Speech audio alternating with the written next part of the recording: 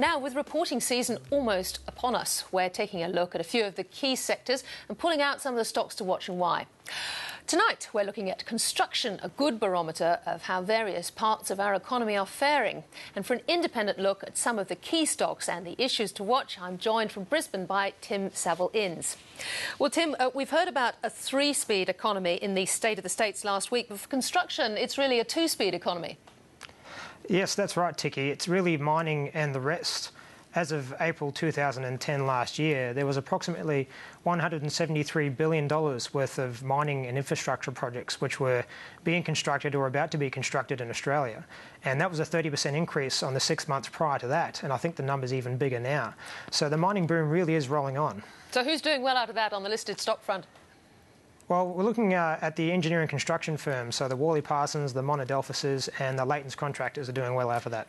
Monadelphous, I'm sure a lot of our viewers won't actually have heard of them. They seem to have come from nowhere out of the last few years, really. Yes, they're a relatively well-known engineering firm within the industry themselves. They've actually got great return on equity, which means they're really good at generating profits from shareholder capital. And they're also taking advantage of the boom from a couple of different perspectives. They've got some Chinese manufacturing interests where they build large sections over in China, transport them to Australia, and then use their heavy lift crane group to actually assemble them in Australia. So it reduces costs, and they're doing quite well out of that. Leighton's finally got some good news for investors. Yes, they did. They had a horror year last year thanks to the Victorian desal project and the Brisbane Airport link. But their profits are forecast to bounce back in FY12 to the same levels as we saw in FY10. So I think their underlying strengths were still there last year. Their operations group was still winning contracts.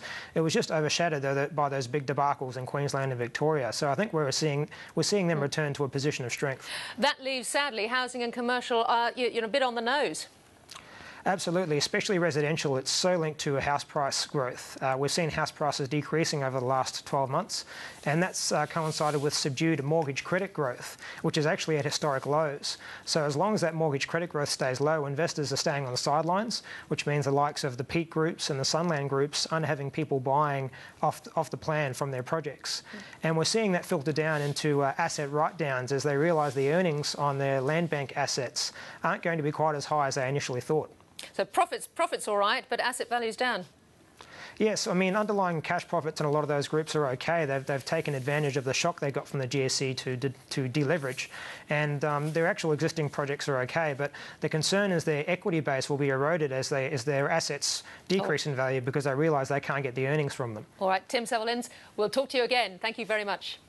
You're welcome.